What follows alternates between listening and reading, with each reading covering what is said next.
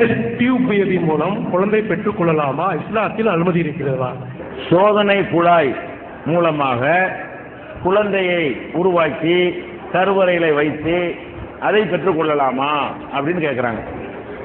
அதாவது இது எல்லாமே இஸ்லாத்தில் எல்லாத்துக்குமே ஆன்சர் இருக்கிறது. இது புதிய கண்டுபிடிப்பாக இருக்கலாம்.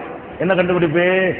ஒரு குழந்தை பெற முடியாத அளவுக்கு ஒரு பெண் இருந்தாங்கன்னு சொன்னால் அதுக்கு பல காரணம் இருக்கிறது. அந்த கர்ப்பப்பை வீக்கா இருக்கிற காரணத்தினால அவங்களுக்கு குழந்தை பெற முடியும், குழந்தை தங்கல் என்று சொன்னால் என்ன செய்வாங்கன்னா அவங்களுடைய கருமுட்டையையும் கணவருடைய அந்த உயிரணுவையும் எடுத்து ரெண்டையும் ஒரு குழாயில் ஒரு டீப்பில் என்ன செய்வாங்க, அதை வளர்ப்பாங்க. அந்த கருவறையில் இருக்கக்கூடிய எல்லா விஷயங்களையும் வச்சிருப்பாங்க. எல்லா விதமான செட்டிங்கும் பண்ணி ஒரு கருவறையில் இருந்து குழந்தை உருவாவதற்கு என்னென்ன தேவைப்படுமோ அதெல்லாம் இவங்க செயற்கையான முறையில் அதை உண்டாக்கி என்ன செய்வாங்கன்னு கேட்டால் அதை வளர்ப்பாங்க. ஒரு குறிப்பிட்ட அளவுக்கு ஒரு வடிவத்தை அடைந்த பிறகு அப்போ கருவறையில் வச்சா என்ன வாயிறேன் அப்புறம் பிடிச்சிக்கிறோம். இந்த துவக்கத்தில் உள்ளதான் வெளியே வந்துருமே தவிர கருவறையில் வச்ச பிள்ளை ஆகாது. டெஸ்ட் டியூப்ல இருந்து உண்டாக்கி பிள்ளையாக்குறது கிடையாது. டெஸ்ட் டியூப்ல இருந்து அந்த உயிர் கொடுக்கிற பருவத்துக்கு முன்னாடி வரைக்கும் என்ன செய்வாங்க, ஒரு கட்டத்துக்கு வளர்த்து கொண்டு அந்த அப்ப கொண்டே கருவறையில் வைக்கும் பொழுது அது களையாது. அது ஒரு லிக்விட் மாதிரி போயிடாது. அது ஒரு சதை கட்டி மாதிரி ஆயிரும். அந்த ஒரு ஸ்டேஜ் வந்த பிறகு என்ன செய்வாங்கன்னா கர்ப்பப்பையில வச்ச பிறகு அப்புறம் அது வளர்த்து என்ன செஞ்சிருவாங்க, அவங்க இயற்கையான முறையிலையோ அல்லது ஆப்ரேஷன் மூலமாகவோ அந்த குழந்தையை பெறுறது ஒரு முறை இருக்கிறது. இதுதான் டெஸ்ட் டியூப் முறைன்னு சொல்றது. இது கூடுமா அப்படின்னு கேட்டா இதுல இப்ப நான் சொன்னது கூடும், நான் சொன்னேன் இல்லையா, அது கூடும். ஆனா இதுல கூடாத விஷயங்கள் இருக்கிறது. கூடாத விஷயம் என்னன்னு கேட்டா இப்ப ஒரு ஆண் பெண்ணு கல்யாணம் பண்றாங்க. கல்யாணம் பண்ணா இந்த ஆம்பளைக்கு உயிரணு இல்லை. அந்த பயாப்சி டெஸ்ட் பண்ணி பார்ப்பாங்க, விந்து டெஸ்ட் பண்ணி பார்ப்பாங்க. அதை பண்ணும் பொழுது அதுல உயிரணுன்னு ஒண்ணு இருக்கு இல்லையா, அந்த உயிரணு சில பேருக்கு குடும்ப வாழ்க்கையெல்லாம் சந்தோஷமா ஈடுபட முடியும். அதுக்கு ஆண்மைக்கு சம்பந்தம் கிடையாது. புள்ள இல்லாத ஆட்கள் ஆண்மை இல்லாத தப்பா விளங்கிட்டு இருக்காங்க நிறைய பேர். புள்ள உள்ளவன்லாம் ஆண்மை உள்ளாள்னு விளங்கிட்டு இருக்கிறாங்க. அதெல்லாம் கிடையாது.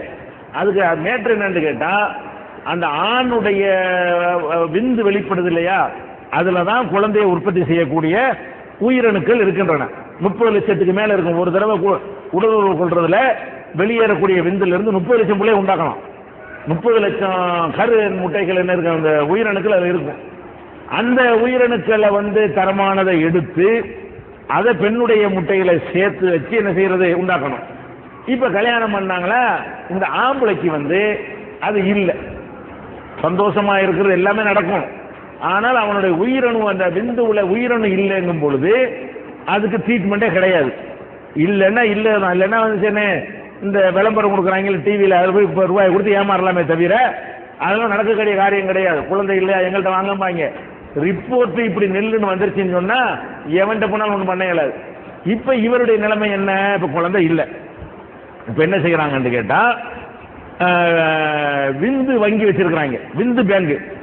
அதுல இருந்து என்ன செய்யறது, எவனுடைய விந்தையை எடுத்து அதுல இருந்து ஒரு உயிரணுவை எடுத்து இவன் பொண்டாட்டியுடைய கருவறையில கொண்டை செலுத்தி அப்படி என்ன செய்யறாங்க, குழந்தையை உற்பத்தி பண்ணார்களே. ஆனால் இது கூடாது. ஏன் கூடாது?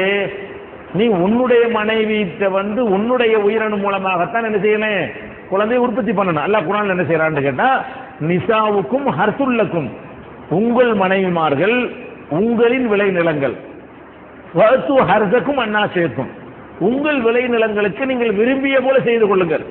ஆனா விளை நிலம் உங்களுடையதுங்கிறான். இதுல பெரிய சயின்ஸே அடங்கியிருக்கு. அந்த காலத்துல வழங்கியிருக்க மாட்டாங்க. ஆனா இதுல என்ன இருக்குது, நவீன காலத்துல கண்டுபிடிக்கிற அனைத்துக்கும் இந்த ஒரு ஒத்த வரியில அனைத்துக்கும் ஆன்சர் விடை வைத்து எல்லாம் அமைச்சிருக்கிறான். எப்படி, உங்க மனைவிமார்கள் உங்கள் விளை நிலம்னா என்ன அர்த்தம், உங்களுடைய உயிரணுவை தான் விதைக்க முடியும். இன்னொருத்தனுடைய உயிரணு விதைச்சிங்கன்னா இந்த வசனத்துக்கு மாற்றம். உங்களுக்கு குழந்தை இல்லைன்னா நீங்க என்ன பண்ணணும், அதுக்கு வேற வேலைக்கு வேற மாதிரி செய்யலாம்.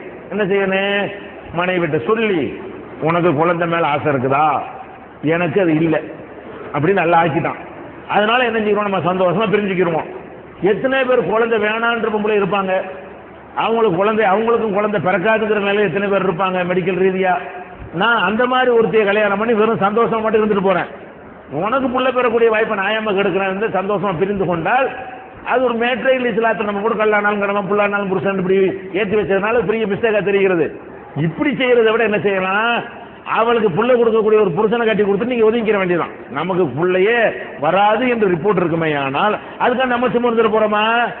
எத்தனை பொம்பளைகளுக்கு பிள்ளை வேணான்ற பொம்பளை இருக்கிறாங்க, அல்லது புள்ள பெற முடியாத, நமக்கு கருவனுக்கு இந்த முட்டை இருக்கிற மாதிரி அவளுக்கு கர்ப்பப்பையை வந்து எடுத்திருப்பாங்க, அவர் குழந்தைய பெற முடியாது, வெறுமனே சந்தோஷம் மட்டும் தான் கிடைக்கும். அவர் என்ன பண்ணிக்கலாம், அப்படி ஒரு பெண்ணை கல்யாணம் பண்ணிட்டு பஞ்சாயத்து இருக்கு. அதுல இப்ப பார்த்தாலும் ஒரு குழந்தைக்கு ஏங்கிறது, இவன் வந்து தலையில கை வச்சுட்டு நமக்கு முடியல அப்படிங்கிறது, நிம்மதி கலந்து போற அதெல்லாம் இல்லாம போய் நீ ஒரு பிள்ளைய பத்தி சந்தோஷமாயிரு, நான் ஒரு பிள்ளை இல்லாம சந்தோஷமா இருந்துட்டு போறேன்னு போயிட்டு இருக்க வேண்டியதானே. இதுதான் அந்த பெண்ணுக்கு செய்யக்கூடிய நியாயம். அது பெண்ணுக்கு அநீதி இழைக்க கூடாதுன்னு என்ன பண்ணிடுறான், எவன் வீட்டு குழந்தைய கொண்டாந்து கொடுத்து அந்த பிள்ளைக்கு நீ எப்படி அப்பனாவுவ, உனக்கு பிறந்தா தான் நீ அப்ப. அந்த மாதிரி குழந்தைக்கு வந்து உன்னுடைய சொத்துல எப்படி பங்கு கிடைக்கும், உன்னுடைய வாரிசுன்னு எப்படி சொல்லிக்கொள்ள முடியும், உன் இன்சியல் எப்படி போட்டுக்கிற முடியும்? உதுவும் ஆபாயிகம், அவர்களை தந்தையின் பெயரால் தான் அழைக்க வேண்டும். இப்ப யாருடைய பிள்ளை இப்ப இன்சியல் போடுவ, உன் பொண்டாட்டி ஒரு காதர் பாஷாவுடைய விந்து எடுத்து நீ வந்து அது மாதிரி பண்ணி விட்டுட்டு அப்ப கே இன்சியல் போடுவியா, உன் இஸ்மாயில் ஐ இன்சியல் போடுவியா? பல பிரச்சனை இருக்கா இல்லையா? அதனால மார்க்கத்தில் என்ன இல்லை, அவங்க கணவன் அந்த மனைவியாக இருந்தால் அவங்களுக்குள்ள சினை முட்டையும் உயிரினும் எடுத்துக்கொண்டு குழந்தை உண்டாக்குறதா இருந்தால் எந்த மெத்தட்ல செஞ்சாலும் மார்க் அனுமதிக்கீங்க. அந்த வசனம் அப்படி சொல்லுகிறது, ஃபாத்து ஹர்தக்கும் அன்னாசியத்தும், உங்கள் விளை நிலத்திற்கு நீங்கள் விரும்பினபடி விவசாயம் செஞ்சுக்கிறீங்க. அதுல எல்லாம் அடங்கி போச்சு. டெஸ்ட் டியூப் அடங்கி விட்டது, வேற நவீன முறையில் என்னென்ன நாளைக்கு கண்டுபிடிக்கிறானோ அதெல்லாம் கூட அது அடங்கி விடுகிறது.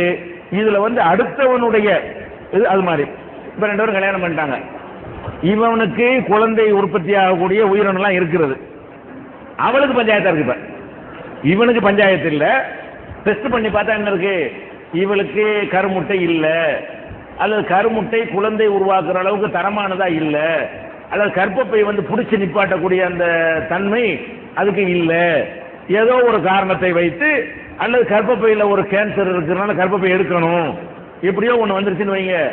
உடனே என்ன பண்றாங்கன்னு கேட்டா, இதுக்கு வாடகத்தாய் கண்டுபிடிச்சிருக்காங்க. இதுக்கு என்ன பண்றாங்க, வாடகத்தாய்.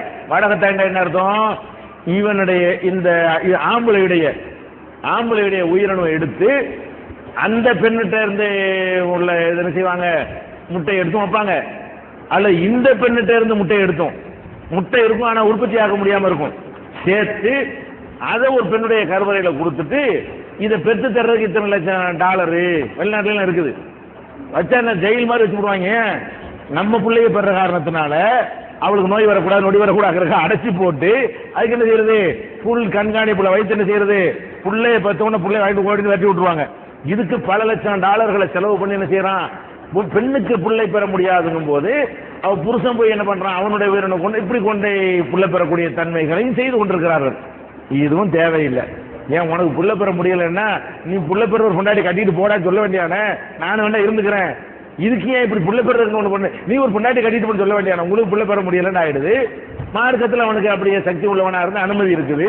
அப்படி இந்த வாடகத்தாயை போடுறது போல நெஜத்தாய் ஆக்கிற வேண்டியதானே, ஒரிஜினல் தாய் ஆக்கிட்டு போயிடலாம் தானே. அப்படி செஞ்சால் மார்க்கத்தில் அனுமதி இருக்கே தவிர, இப்படி இருந்தா ஓம் பொண்டாட்டி தான் உனக்கு விலை நிலங்க அல்ல, அவ யார் உனக்கு விலை நிலம் ஆகுறதுக்கு? இப்ப என்ன ஆகும், உங்கள் மனைவி தான் உங்களுக்கு விலை நிலம் அப்படின்னு என்ன அர்த்தம், அது உங்கள் மனைவியா?